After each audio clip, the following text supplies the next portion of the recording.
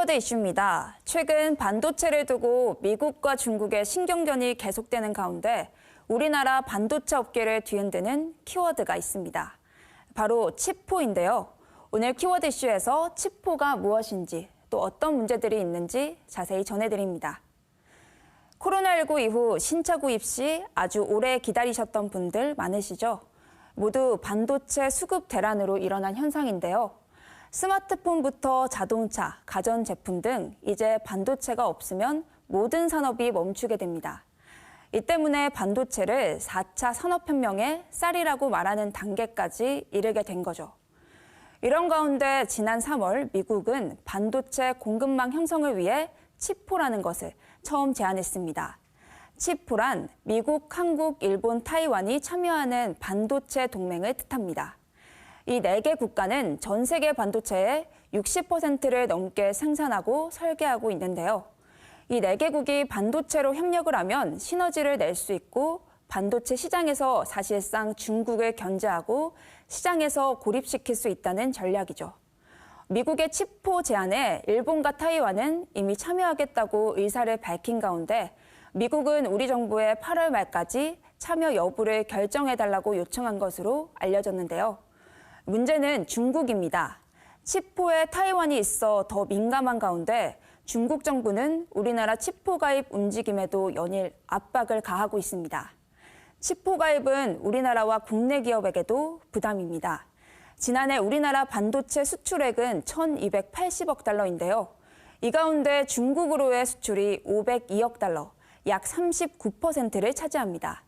홍콩까지 포함하면 60%에 달하죠.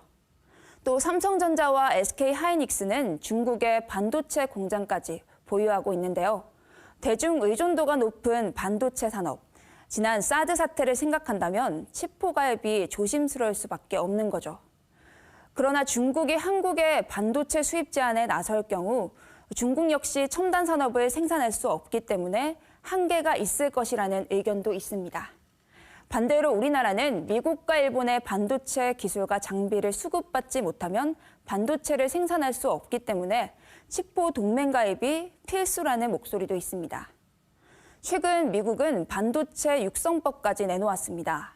이 법은 미국 내 반도체 생산 확대를 위해 미국에서 반도체 공장을 짓는 기업에게 보조금 520억 달러, 우리 돈으로 약 68조 원을 파격 지원하는 법안입니다.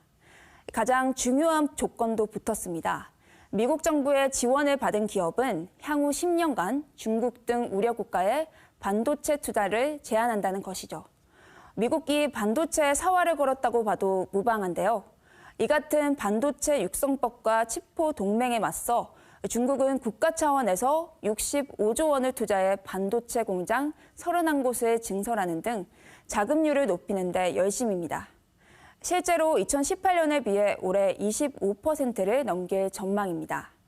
칩포 거론 국가들의 최첨단 기술의 반도체보다 중저가 반도체 생산에 주력한다는 전략이죠.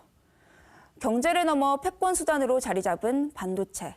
미국과 중국의 주도권 싸움이 본격화되는 가운데 우리 정부는 어떤 선택을 해야 할까요? 딜레마에 빠진 우리나라 반도체 시장에 고민이 깊어지고 있습니다. 지금까지 키워드 이슈 전해드렸습니다.